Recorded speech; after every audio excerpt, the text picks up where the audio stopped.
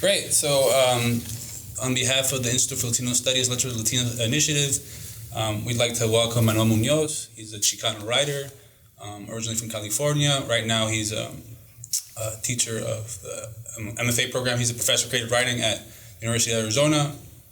He has published 2 short story collections. His first collection was Zigzagger, and the second collection is The Faith Healer of Olive Street. And he followed that up with a novel called What You See in the Dark. Currently, he's working on a short story collection as well. And so we're really proud to have Manuel Muñoz here. So we're going to kind of structure this with basically as a Q&A. And so we have a couple of questions for Manuel. And so we hope to have a really productive conversation for the next hour about his work and what he sees as his artistic vision. So I can start off with one question, then we can kind of go back and forth. That I works. think that works. All right, good. So I was really interested, or I'm really interested to hear sort of how you approached your 2 short story collections differently. Like when I first read Zigzagger a couple of years ago, I was really interested by the rawness that it seemed to have for me, as a collection, like individual short stories. And I felt reading the Faith Healer of Olive Street that you went for something slightly different. So I'm wondering, what were the differences in your creative process for those 2 short story collections? Well, I guess I'll start with Zigzagger. And I guess what I can say about that book is, keeping in mind that it was published in 2003, it took about 7 years to write. I started writing stories, producing stories that became that book after I left the MFA workshop. I was no longer in that space, but I was in conversation with Elena Viramontes about some early drafts. And because I wasn't being, I didn't feel like there was a whole class of people looking over my work, I felt really free to try whatever I wanted because the workshop culture wasn't going to stifle what I wanted to say. It was also a time, late 90s, early 2000s, where writing about queer themes was not the easiest way to be a participant in the greater conversation in our literature. I mean, Ansaldúa and Moraga had opened up that door for a lot of us, but we hadn't really pushed through as a group of a generation of writers. So it felt risky. And I think that's what informs a lot of the stories. I didn't have, because I could look out on the landscape and not quite see that a book like mine could be in the conversation, I thought I'm not going to worry about it, just write what I need to. So I think that's why that book has the energy. Whereas Faith Healer, when I was writing Faith Healer of Olive Avenue, I had just a better sense that I can slow down, I can be more controlled, and I can actually have stories that are united by something else besides theme. And that's where the concept of neighborhood became really important to me. To see how can I reflect that with stories that are grouped together. Yeah. Great. And you talked about like the risk associated with being a Chicano queer writer, right? I was really interested in if you found any resistance regarding your writing, specifically in Fresno. I was thinking about the first time I encountered your writing, which notably was in a Chicano studies class, and I actually double majored in English and Chicano studies. It was in an English contemporary literature class. Oh. And I feel perhaps I shouldn't say this, but I love Fresno State, but also I have a complicated relationship with the university, specifically with the Chicano Studies department. I mean, I had a friend who once asked a professor, what about queer writing during the Chicano movement? And his answer was there really wasn't any, which is not true. So, right. Yeah, I wondered your relationship with Fresno regarding your writing and if there was any resistance. Yeah. Well, it depends on how we both define Fresno and resistance. Yeah. Because Fresno, we could talk about Fresno State, we could talk about community colleges, we could talk about how my work has been received when I go do readings. To be honest, I don't ever feel that I have walked into any of those spaces with a sense of being challenged. Mm-hmm. I felt welcomed, and I think that was because the breakthrough had already happened. The work's on the page, and now it's speaking to what it means for both our moment and our region. But I've felt resistance in other places, that's for sure. So I think some of it has to do with maybe who we are in our spaces, as opposed to what happens when we go back and are maybe welcomed as a guest but not a resident anymore. I think that's part of it for me, is that it is because the longer I stay in the valley, the more I do identify with that feeling of I don't quite belong here. The stories I want to tell, the experiences I live in my daily life do become complicated and open to people, and that's hard to deal with. Yeah. So you're talking about circles, and then the thing is, like, your writing is Chicanx and queer, right? But I noticed that when doing research on you, that it doesn't, and you can correct me if I'm wrong, but it doesn't feel like people pigeonhole you in the Chicano category the way they do a lot of other writers. Mm-hmm. How do you feel about that? Or do you think, these two worlds that you exist in and the difficulty that brings, specifically as a writer? It's definitely the latter. It's feeling like I'm on both, but never quite of each. John Recchi, to me, is really instrumental in thinking about that. His position within our literature as not being quite one, but not being quite the other. But to be honest, I think I have felt more at home in Chicanx literature as a Chicano writer. I have felt that there's been more reception and more willingness to engage with the ideas that I have put on the page and complicated, versus queer lit, seeing my brown body and brown ideas and not knowing what to do with them. Like, it's on that side of the spectrum that I still, even here, 2019, feel that to be a really, really vexed position. I haven't been able to figure it out. And I don't know what to do about it other than write what I can and get into conversation, but yeah. In a similar vein, I'm always interested in how writers kind of see their political responsibility or social political responsibility. For you as a Chicano, as a queer writer, do you feel a responsibility to a specific political responsibility to speak out on certain issues for yourself, but also maybe for people in general who are artists or writers? Yes and no. I think it's important to be visible, but also to recognize what I can or can't be an authority on. Part of that is getting my ego out of the way. I think sometimes we can look from the outside and say, oh, so-and-so has a platform. They really should be saying more about X, Y, or Z. But I think it's most effective when we give space to the people who are doing the actual work on the ground for whatever given issue might be at stake.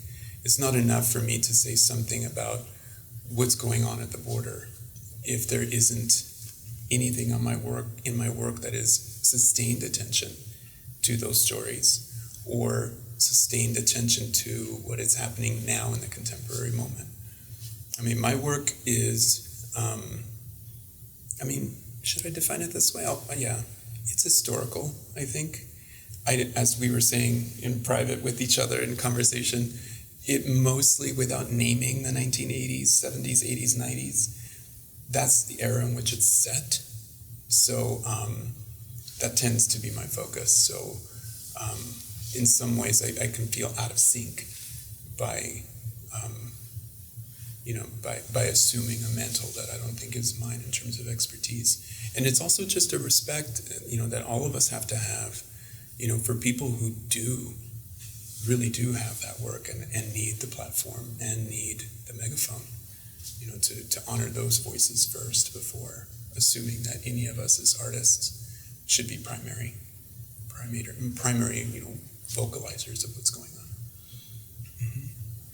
Yeah. So I think, specifically thinking about your short stories, I think you illustrate silence and absence so well. Kind of this you fill in this gap in terms of historical silence. I'm thinking specifically about the kind of stereotype of the silent Mexican father. And I was thinking of your short story. I'm blanking on what it's called right now, but I think it's You Get What You Bring. Essentially the story about the father who calls his son. Oh, by the time you get there, by the time you get Sorry, back. I wrote it down, but I cannot see it here in all my notes. And I was thinking, this is possibly the most accurate fictionalization of my father I will ever see. And I feel like my dad's a great person. Like, I feel like the father is more complicated. But in reality, I will most likely never see a more accurate fictionalized version of my father. So I was thinking about, as I was reading it, the way in which you depict this absence, and also the way in which you are articulating these queer narratives through a straight father, which is a very interesting choice, which you make time and time again, not just with this short story, but also with Lindo y Querido, with Connie. So I think, what do you think we stand to gain in terms of queer narratives when we're thinking of queer narratives through the lens of heteronormativity and specifically parenthood? Okay. Let me start by where I was in my process when I was writing. It's back to the raw question of Zigzagger. I came out very late in graduate school. Elena was one of the people I came out to. So she saw early versions of what I was starting to write for Zigzagger, but also work that wasn't part of that. And she saw the line. She says, there's honesty now. You're willing to take on more complicated things. But I was at the point in my life back then that the empowerment that I felt was about writing my story and my experience. What I was missing was the fact that when we come out to others, and others share in our narrative. It's a to and fro, right? But I wasn't fully understanding that. When Zigzagger, I was to a certain degree, because there's an instinct that goes on with writing by the time you get there, by the time you get back. But I started to center it more, to realizing, my story or the relatable, queer experience isn't the only story. There's also a story that comes from the parent that is trying to understand this. There's another story with a sibling who's watching, a younger brother or a cousin move through their difficulties and saying, how do I participate in their lives now? And that's a story. The enormity of what that has meant to me and my and what it underpins as far as compassion in storytelling it's immense. It's immense. I'm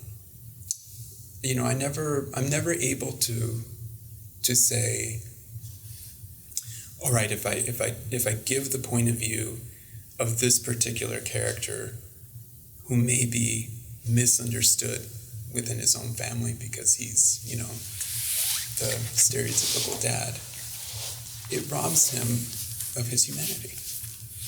As complicated as his ideas might be, as complicated as a mother's ideas might be, that's back to the responsibility. I have a responsibility to try to work that out on the page and offer one narrative. It's not the only, but one of what that might mean for how we define ourselves and define family. Yeah. And I guess a follow-up question, do you think, is it difficult to get in that place of mind in terms of writing from that perspective? Because I think, relationships with fathers can often be very complicated and wrapped around trauma. Mm-hmm. So taking that place and writing from that, is that difficult? Oh, absolutely. Absolutely, but that's why I do it. That's why I've embraced my role as a writer, is to say, well, aren't you writing to tell the truth? Even if it's as fiction, that's what the fidelity behind what putting the story on the page means requires that. It was a discovery for me, as I said. I don't think I crystallized that in my mind in the early part of Zigzagger. I started doing it instinctively, and then when I started having conversations like this with scholars, with people who have backgrounds in journalism, with people who are theorists, I started to realize, there's something to be said about, embracing another point of view and working through the difficulty of telling those narratives. Yeah. I was really interested, or really intrigued by your 2007 New York Times op-ed, "Leave Your Name at the Border." There's a specific quote from that article. "Language is all about manipulation or not listening to the rules." And I'm wondering how that idea of language as manipulation, of not listening to the rules, figures in your writing, and if you sort of tie it to your identity as a queer Chicano writer. Absolutely. Because going back again to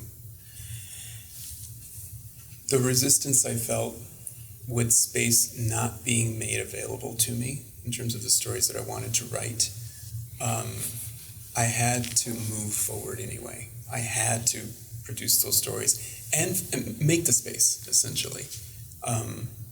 And it's always important for me to keep in mind because it invites me to keep risking. I think we often fall into the trap of thinking, all right, now that we've crossed a certain line in terms of what we think of as acceptable or what we're ready for as a community, we can now have conversations, means it's over. As opposed to, no, actually what we've done is we've opened the door to a whole other dimension of conflicts that is going to take time to risk and read about and create. And again, I see it as a source of empowerment. There are conventions and expectations, but if we don't break them, we also don't advance. We keep the circle really small. And that's what produces responses like what you were saying earlier about, there aren't queer writers. What's our next frontier right now but trans lives? We'll be seeing that kind of fiction come through, not just one or two isolated instances. We're going to start seeing them big time, and that's what's required. As the conversation gets larger, the umbrella gets bigger, more of us are considered like truly part of the family, and that's what it means to like let language run free. Like don't limit it. Don't limit it. Let it invite risk. Yeah. Great. I think so much of your writing reminds me of the act of remembering, I think, specifically in relation to the Central Valley. So I guess I'm curious in how writing Central Valley and remembering it through writing, how that's changed your relationship with the Central Valley. How has it changed it? It has deepened my love for it. Yeah. I've changed from being a person who needed to get out because I felt the valley was stifling me, to regarding it with compassion. Realizing, on the one hand, the narrative I always thought I was telling was, here's me trying to get out, as opposed to there are other narratives like, here's a story of someone who got out, but there's someone left behind. Or there's someone who doesn't want to get out, who sees the valley for what it is and loves it just as it is. That's a story too. So that's what's happened. I think my compassion has deepened, and so has my commitment to keep documenting the place. It's home. And it's not just my home, it's the home of lots of other people. Yeah, and it's important to remember that for myself. Mm-hmm. So as someone who, as you were saying, moved away, you lived in Boston, you lived in upstate New York, you lived in New York City, now you're in Tucson. You think that was necessary for you to be able to see your hometown and that community in the way you've seen it as a writer? Was it necessary for you to leave and to experience these different places? Yeah, especially the big cities, because the big cities accelerated my self-acceptance. I'm convinced that it still would have happened in a place like Dinuba, but it would have come much more slowly. Whereas in New York, once it gets cemented, in your mind and in your heart, that this is how life can be, that it doesn't have to have restrictions according to what other people think, then yeah, I can walk into any space and truly feel that way. Yeah, eventually sometimes it does come back to say, well, not every place is like that. But that doesn't mean I don't feel empowered initially going into those spaces. I do. And it took living in a big city for that to happen. But conversely, when you're away from a place, absence makes the heart grow fonder, right? Mm-hmm. And that's, so I'm able to see my town in many places. You know, Ithaca might be an Ivy League college town, but I can see elements of Dinuba in it. Mm-hmm. Recognizing neighbors, familiar faces every single time you go to the grocery store, you know, whatever that is, you know, I see those things. I'm able to see those things in small places. Tucson is Fresno. That's what I've been saying to people. It was like returning home. It was. It might be the desert, but it's the same place. Yeah. So, in Faith Healer of Olive Avenue, there is, I think, incorporation of San Francisco in quite a few short stories. Mm-hmm. But have you ever lived in San Francisco? So I was wondering, because you use, I think, San Francisco strategically, right, mm-hmm. as a ruler against which Fresno is measured, mm-hmm. Similar to LA, and how Fresno exists as compared to other cities. Mm-hmm. So I was just interested in your incorporation of San Francisco, considering you haven't actually had personal experiences living there. Not living there, but having visited it and being able, even as a teenager, to see the difference between what those two cities meant. LA was much more expansive, and there were other ways that I could see the city beyond the Hollywood myth. San Francisco, for me, first time I saw it, I think was 1987. It was explicitly queer. I mean, that's what I saw. That's what I could immediately register about San Francisco. So I knew even early on that there were mythic ways that we would see these two cities, because most of the people that I grew up with, one, wanted to leave the valley, and two, their destination was always LA. Yeah. It was not San Francisco. And I think I read under that is, you don't go to San Francisco unless you're queer. That's what that was. That's how I started to learn to read people's silences about the expansiveness of what LA could offer, but also how people mythically saw San Francisco to be.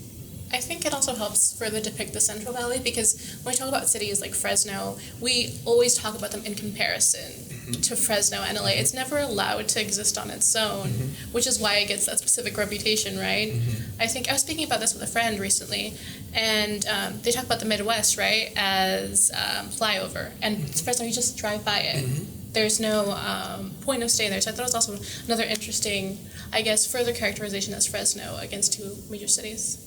Yeah. I'm interested in the role of the catastrophic. I don't know if this is me projecting as a reader, but I'm reading in some of your short stories, like Bring Brung, for example. I think there's supposed to be a plane crash, right? The partner dies in a plane crash. And then also in Lino Querido, you have the motorcycle accident. Mm-hmm. Is this something you consciously sort of integrate, the idea that there's sort of this sudden accident that takes somebody's life or changes it irrevocably, the catastrophic? How do you deal with that idea or that theme, I guess? Yeah, that happens in quite a number of stories, and not to, self-analyze, but you can probably detect some of my fears of going suddenly.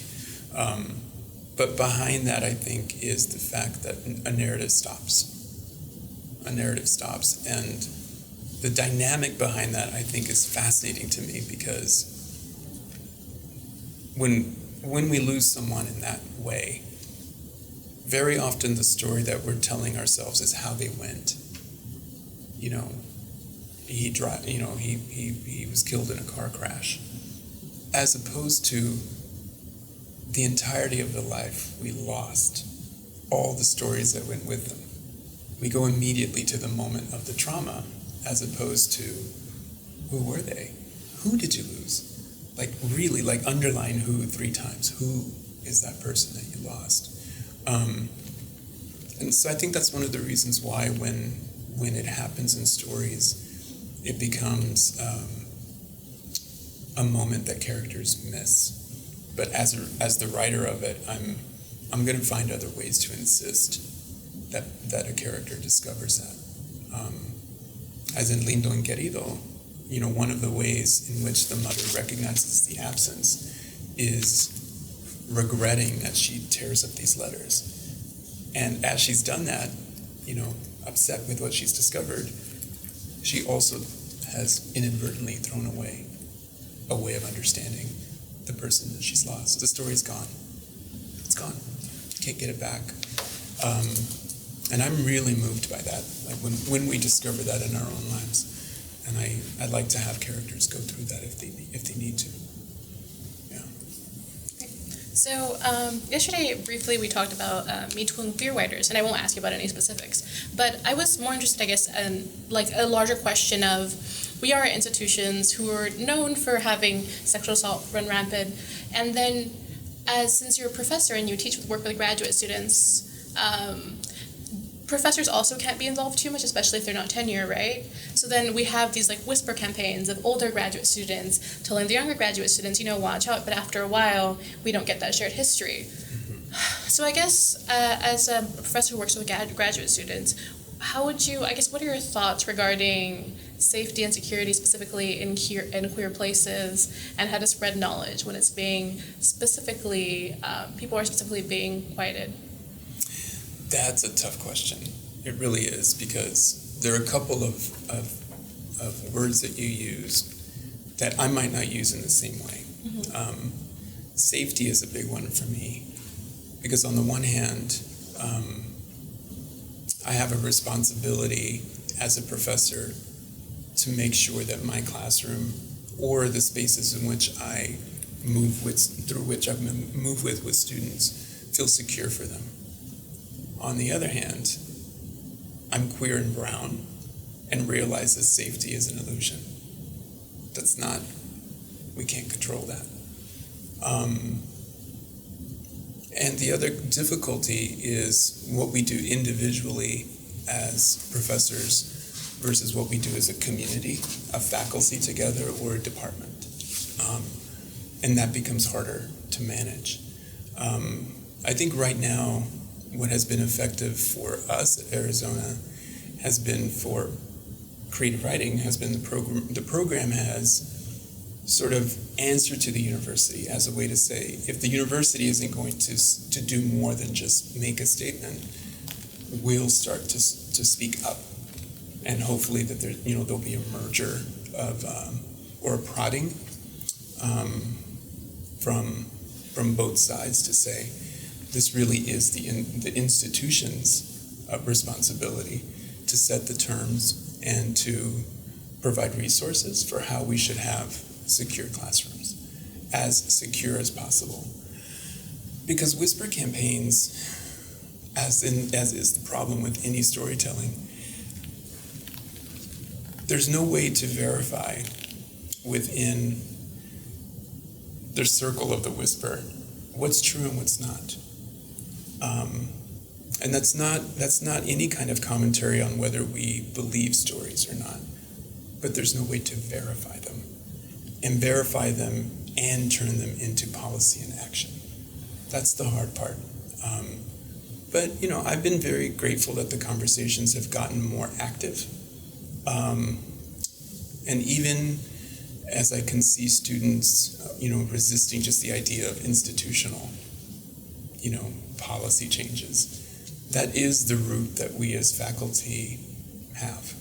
I mean, that's what we can do. It's one thing to say, let's resist the institution, fine. But my counter to that is always, okay, well, what's the thing you've got to replace it? Whatever you tear down, you have to have the next system up, ready to go, to accommodate the change that we're calling for. And that takes a lot of work. So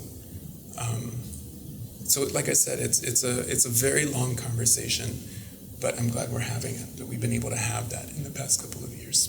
It's an important one to have.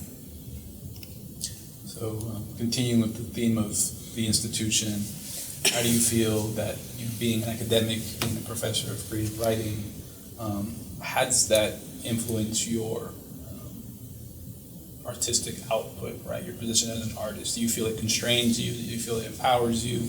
How do you see that dynamic working out? I should have listened to most of my mentors. When I went through Cornell, I think by and large, nearly all the professors in creative writing were against professionalization. They very much promoted the idea that you could be a writer and artist in the world without tethering yourself to academia. Elena has always insisted to me that it's not a teaching job, it's an academic job.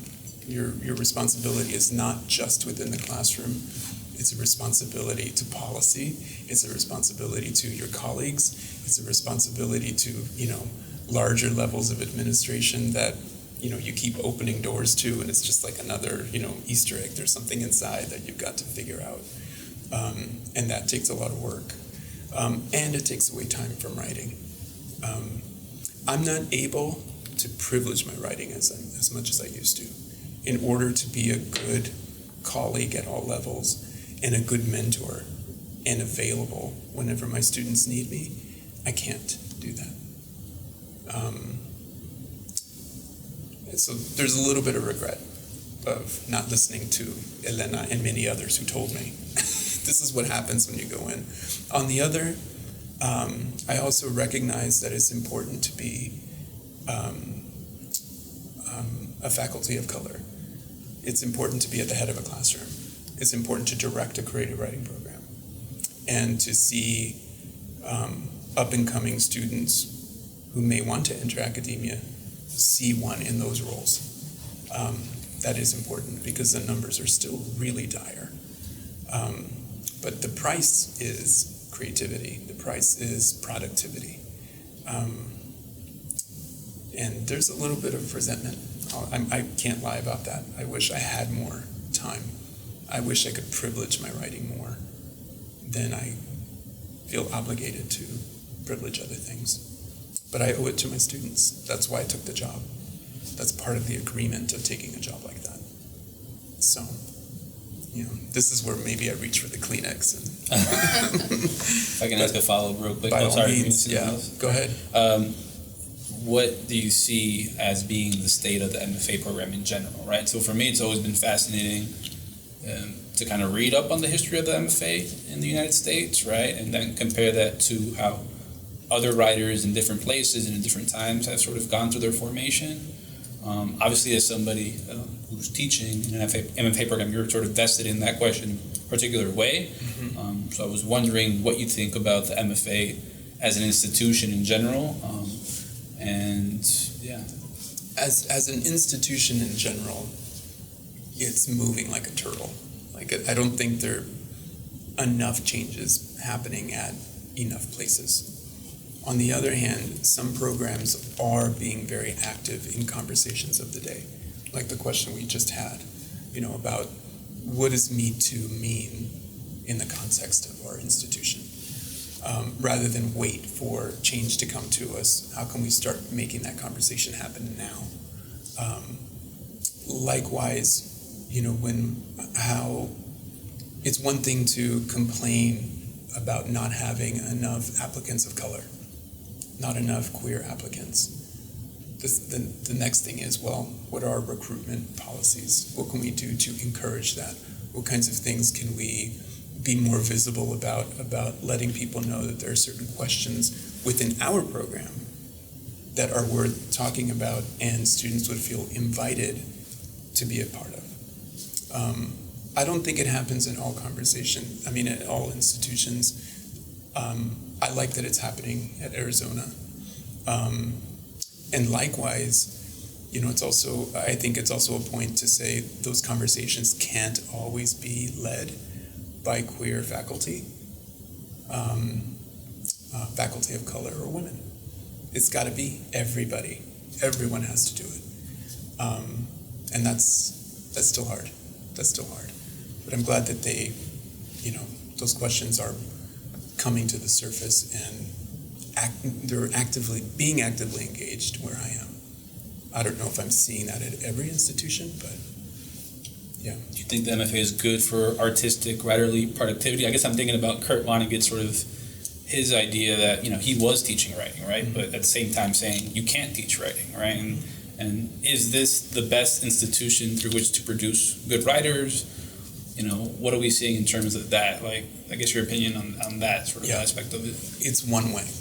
I mean, I think one of the things I'm most proud of at Arizona is I'm in contact with more colleagues who think of the MFA program in terms of collegiality and community. That you're not coming to work on your writing. You're coming to work with other people. You're working to engage not with just your story, but with someone else's work. And sometimes someone else's work is either something you're not interested in, something you might disagree with politically, something that you're not attuned to aesthetically. But what we're trying to promote is a sense of it's community. And community is never all of us together in agreement, but being together. And I like that as one model, but that's not the only way. We always promote, to students, this is temporary. This is 3 years, and it goes away. You build your own community after this. Or if you're tethered to the idea that, the artist is a lone person out there, órale, go do that. But this is only one way. And the MFA is not the only way to be a writer. I knew that from the beginning, and that's what was told to me at Cornell. You don't need to participate in this system in order to write. And like I said, I didn't listen and did anyway. But now that I'm in it, I have an opportunity to help change perceptions of what it can be for people. But that takes work. It takes work. I hope that answers that one. No, yeah. There is an astonishing amount of forgiveness in the faith healer of Olive Avenue. And I think forgiveness in a way that we don't usually expect in queer natives. I think there's so much, again, going back to parenthood, of parents kind of, or not just parents, but in Bring Brang Brang with the protagonist kind of also, when Perla forgiving her brother, right, for this lack of connection that he wasn't able to form, not just because of her, but also because of him and his inability to form this relationship. So I was thinking specifically of forgiveness and how it's used differently and strategically in Faith Healer of Olive Avenue, in not the usual way we expect in regards to queer narratives. Yeah. Forgiveness is really powerful. And I think we minimize it. I think not to get religious for a second, but I had a very religious upbringing. It's both Catholic infused, Jehovah's Witness via my grandmother.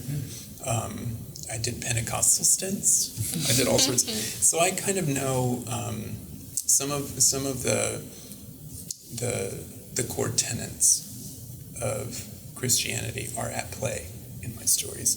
Forgiveness being one of them, meaning the strength and temerity it takes for one person to understand the harm that's been done to them, but to say, I'm not forgetting the harm, but I am letting go of the harm that it caused. That's hard. It's really hard. But I think it's a certain kind of requirement of ourselves in order to move past the thing that hurt us so badly.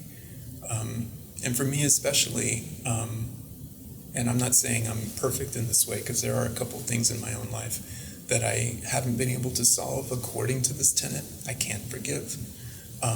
Stories help me move through that concept. When you come into your kingdom, I mean, that's a line from the Bible. Not to get into a sermon, but to give you what that means. At the crucifixion, Christ is on either side has the two thieves. They're called the good thief and the bad thief. One who doesn't believe in him as Christ. The other one, at the moment that he realizes his punishment, looks over to him to say, here's my salvation. and he says to him, will you remember me? If you are who you say you are, will you remember me? And he says, when I come into my kingdom, yes, I will remember you.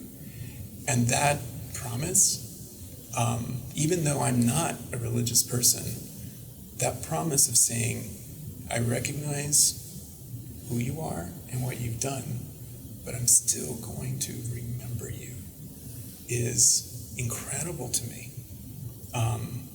And it's at the basis for a lot of those stories. Perla, especially between siblings. Because I think parents and children have a different kind of relationship, but siblings, it's a whole other issue. But it's an important tenet. That's one way to answer the question, but there's more to it. I'll kind of wait for a follow-up on that one. You can keep going if you want. I feel like you're in another section now, the siblinghood and how that's affected by forgiveness. Yeah, or isn't. Yeah. Or isn't. That's, again, I kind of hinted to that earlier of seeing the other side of a story's coin. That sometimes it doesn't happen, and what is that pain? What is that trauma? When the grievance can't be bridged. That's a story in itself. Yeah. I'm really interested in ambiguity in your stories. I think for me the foremost example is in the story Zigzagger, the title story, your collection Zigzagger. I couldn't quite make out what to think about the man who comes and, in a sense, possesses the sort of main character of that story. I couldn't quite make of what the character made of that experience. And we kind of talked about this last week when we met and discussed your work. So I was thinking or hoping you can maybe talk about maybe that story in particular, what it meant to you, and then also just how you try to use ambiguity in your stories and what value it has for you as an artist, as a writer. Well, ambiguity has always been very attractive to me as a queer thinker because it promises what you can't see. Like, you can't be clear. And that, to me, is at the root of how I've moved in the world forever, which was, what is that eye contact about? Is that guy looking at me because he has spotted something similar in me, or because he has seen something about me that he knows is a threat and he's ready to act on it if I act on it? That's a powerful way of thinking about how we communicate without words. And that sort of spirit of how people move against each other and with each other has been really helpful. So for that story, I was comfortable letting myself go through the possibilities and not answering them.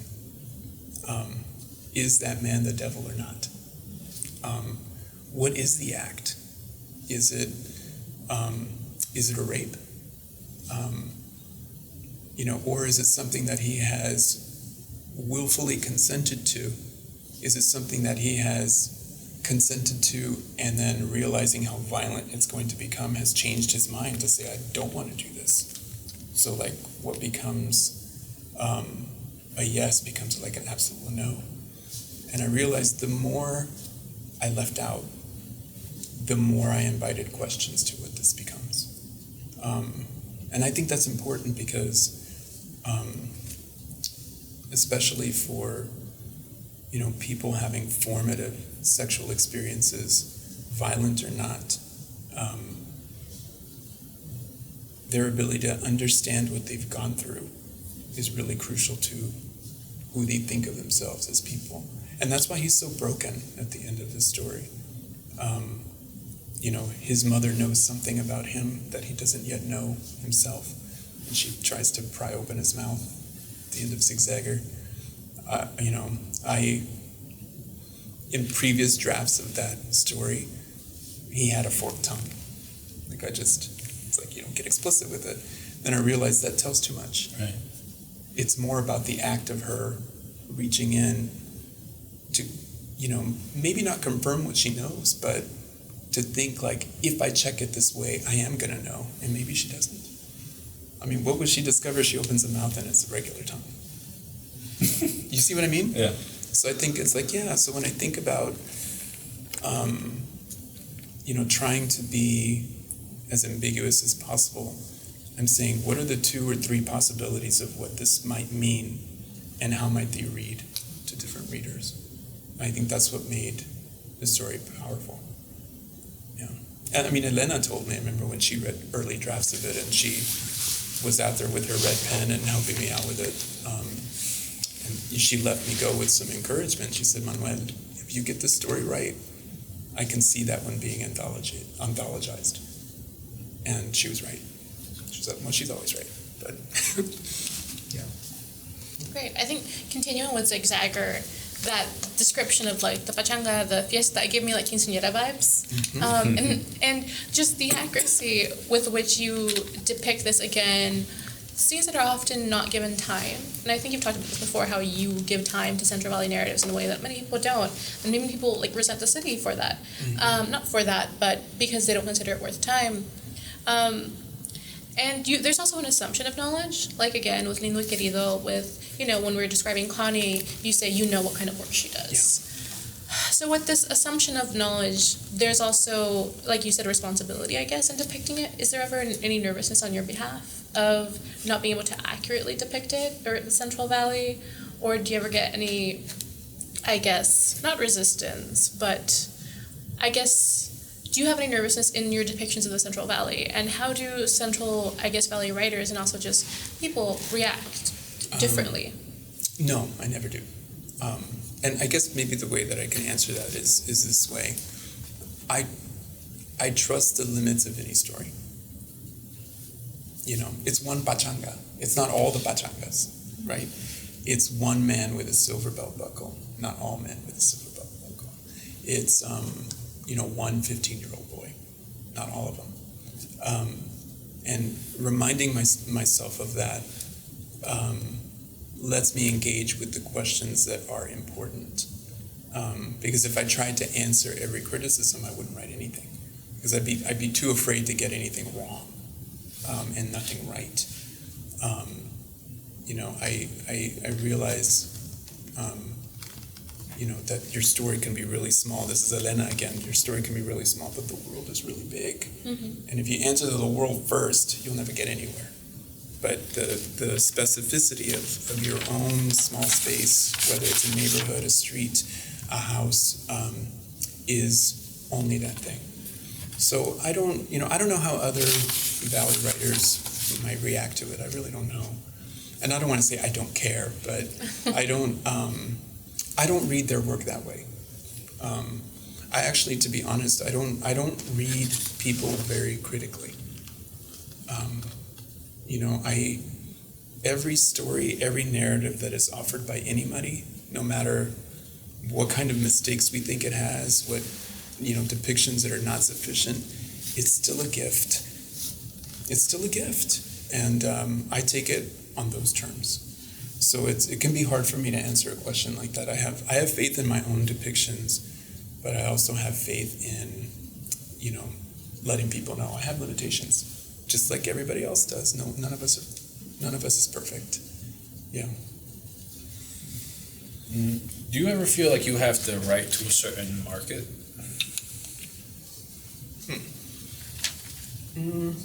Are there expectations that you think exist out there for how you should write, how you should produce work, and do you conform to that? I constantly feel the pressure to write a novel. And I feel at this point, almost, more than 15 years after my first book, I think I'm a short story specialist. And I would love to move through the rest of my literary career that way. But short stories exist in their own strange middle space. I think people have more respect for a novel or a book of poems than they do either an individual story or a short story collection. It's like it's a book, but it's not it's not as totalizing as either one of those two other cultural expressions.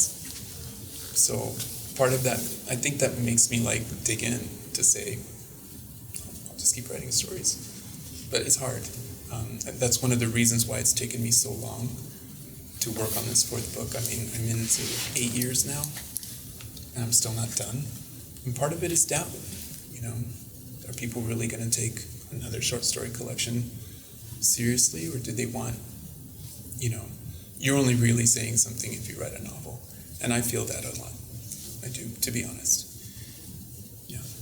What does the short story offer you, do you think, that the novel doesn't offer you? The short story offers me as the title story in Faith Healer of Olive Avenue.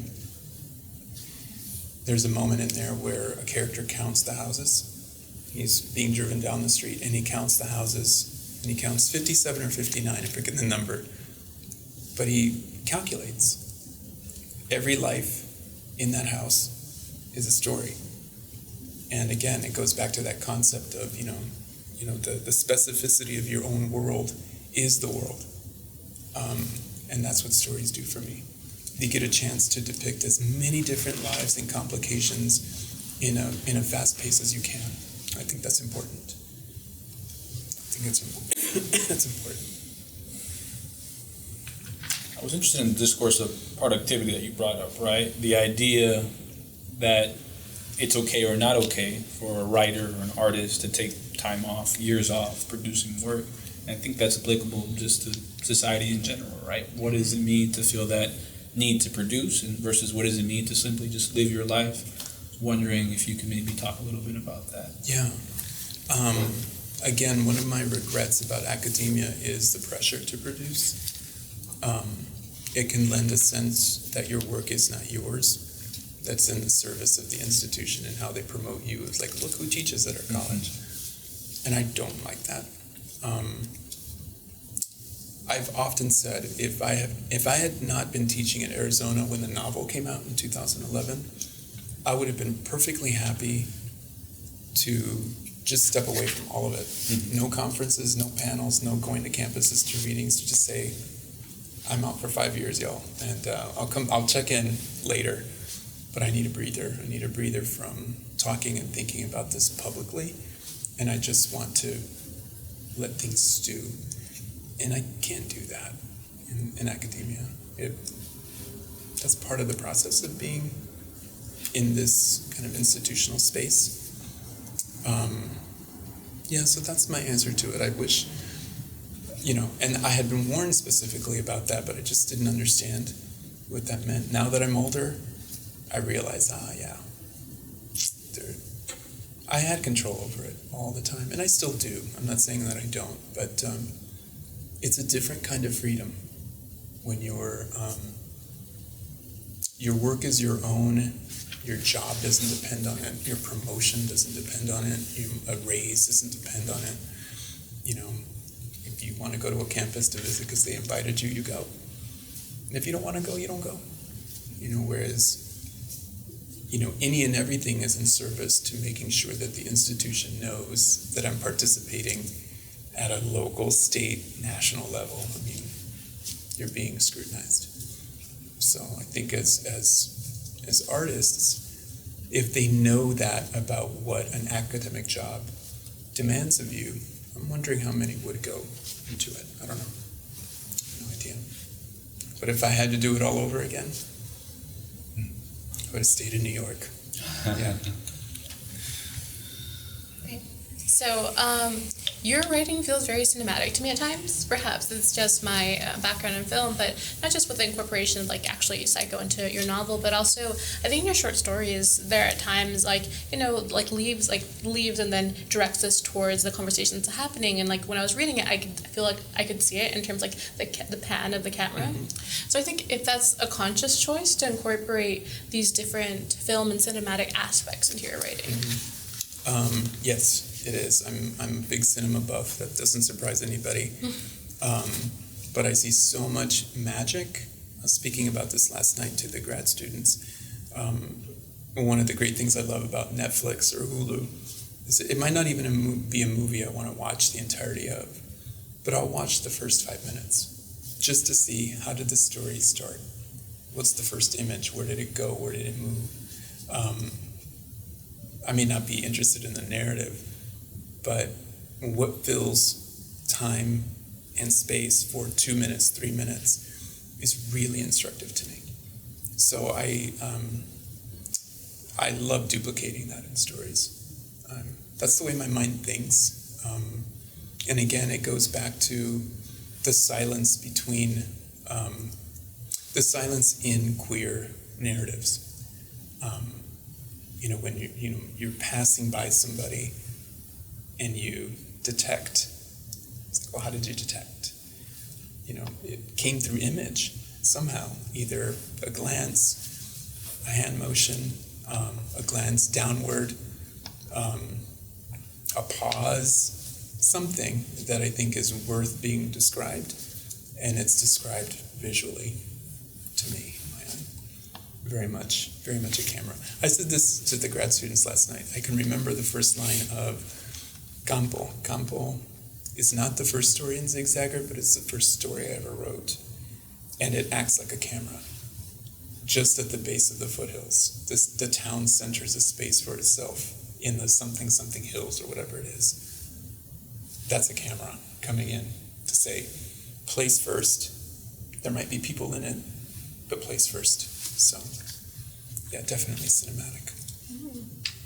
Would screenwriting be something that you would ever be interested in? I'm not good at dialogue. That's the problem.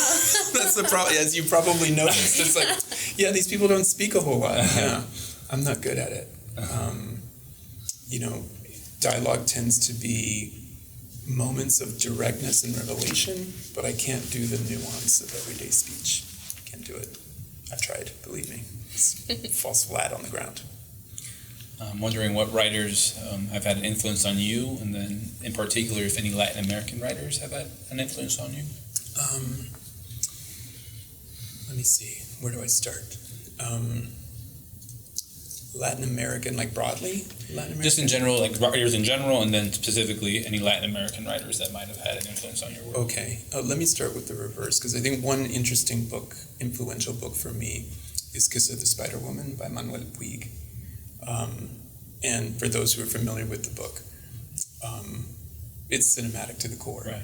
There are two people in prison, and one is enacting cinema scenes from the movies to his fellow prisoner. But otherwise, it has been the African American writers who are most influential to me. I don't want to say early Toni Morrison, because that sounds condescending. But my training in African American lit was specifically with the women of the 1970s. So when I was encountering work by Toni Cade Bambara, Gail Jones, the first three novels of Toni Morrison, and then moving up to like Gloria Naylor, there was something about the totality of those voices that spoke to me about what I could do with community and what I could do with characters who were in opposition to the people they grew up around. I mean, not all of those were explicitly queer books, but I got to read them that way, and that was incredibly instructive to me. More instructive to me than I think than approaching books for, just based on something that was really proximate to me as identity. I mean, Elena famously told me when I got to Cornell, I wasn't well read in the lit, so she would name off books. Have you read this? Have you read that? Have you read this? And I hadn't. And she's noting all of them down, and she just gave me the list, and she said, you're not going to respond to all of these books aesthetically, but you need to read them. And off she sent me. And she was right, because I didn't respond to a lot of them aesthetically, but I needed to understand where I was in terms of lineage. It's like, doors are being opened for you, whether you realize it or not. But conversely, I also saw those doors being opened for someone like me by African American women writers. Yeah, very important to me. So yesterday we talked about briefly, right, how your relationship, outside of just remembering it, has changed in regards to Fresno, right? So I was wondering if you could kind of talk me through how your relationship has changed with the Central Valley, but in the different sections of your life. So from living there to when you're at Harvard, and then at Cornell, and then as a professor. Yeah. Well, I guess maybe the pain and confusion of being a teenager is evident in the stories. So maybe that's the way I'll answer that. The college and graduate years were different because at that point, difference that I couldn't avoid was already being pinned on me. I may not come out to somebody, but people knew that I went to Harvard. And that signaled like, oh, you're different from us now. And that was hard to deal with. On the other hand, I got chances to reconcile with people in high school. Once they got wind of what I was writing and what I was writing about.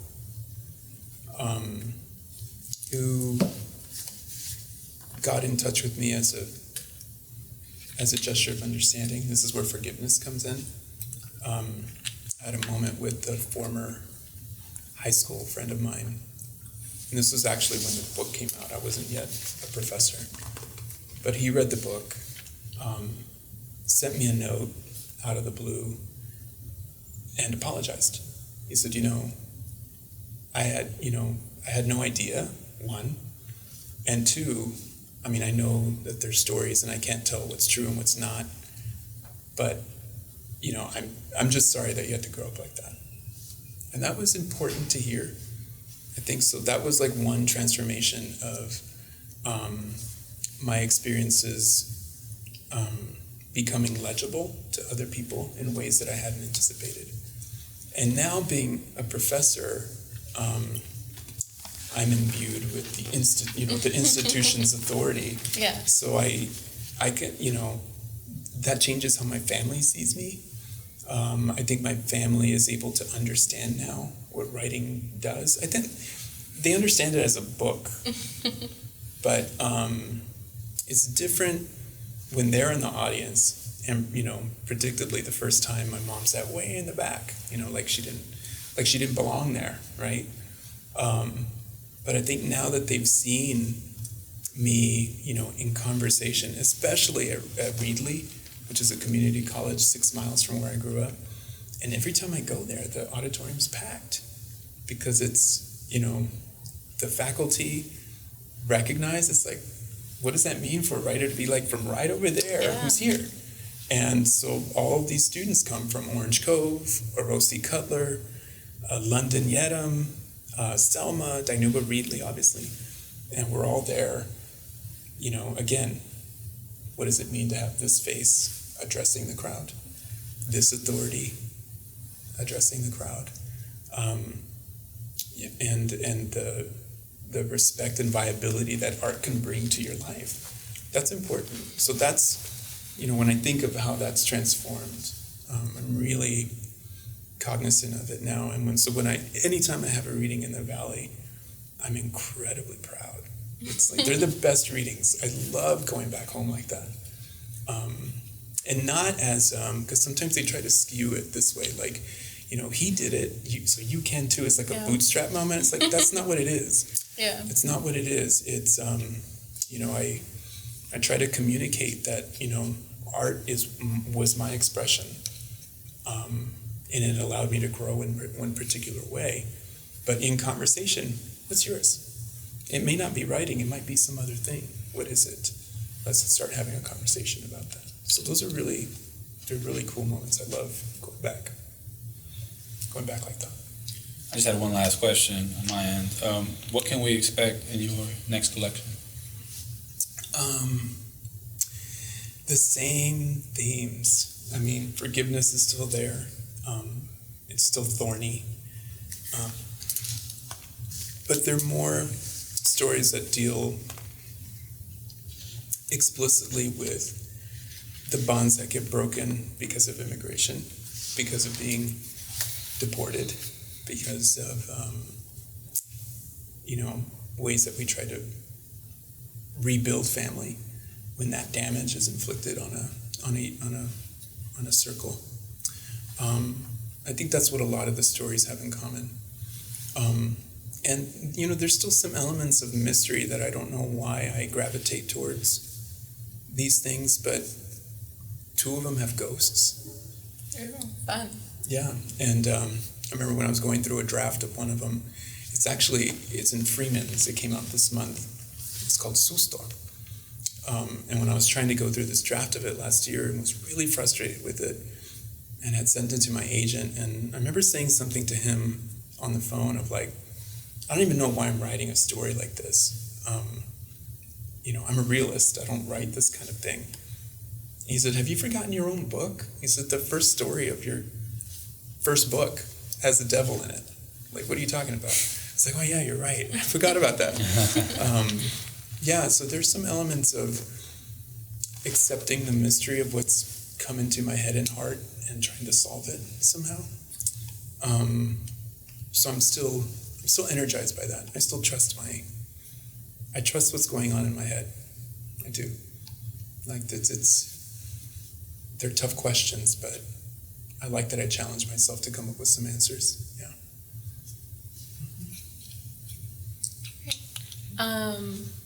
I think thinking about the incorporation of the ghost, were they going to be located in a different place, in a different location, or are we sticking to Central Valley? Central Valley. Yeah. I'll tell you a little bit about what that story is about. I mean, it makes so much sense to me. I don't know. I feel like especially the way in which people who stay in the Central Valley and don't want to stay there seems ghost-like to me. So like the connection feels so there. Yeah. Yeah, I kind of want to know more about it, but I feel like. But what is a haunting? At least when I think about what that question is, but an unwillingness to leave a place. I'm still connected to this, so I must come back to it. I mean, you're still being haunted, right? Yeah. Like And again, like, what are the ramifications of the words that we choose? Because haunted has such a dark undercurrent, but it can also be, it could just be describing the pull of memory. Memory tethers us to a place like that. So, but I can think of, I don't know why my mind has gone there. And there's still two stories, maybe I'll have another ghost, but it's happened twice and they're prominent. They're pretty prominent and surprising to me. It just seems like such a perfect match, honestly. Like Ghost in Central Valley, yeah. Mm-hmm. Mm-hmm. I'm excited to see. I'm excited to read now. Yeah, Susto. It's out. It's out in Freeman's, I think, this week. Mm-hmm. So it's so it could be one to read and think about. And then the other ghost comes up in a story called The Consequences. That's a dream. Ghost comes in a dream, as they tend to do. Should we wrap up now? Or? Yeah, I don't. All right, well, thank you so much, Manuel Muñoz, for joining us this afternoon. We're really glad to have had you, and this was a great conversation. Thank you so much. Thank you both. I appreciate it. Thanks.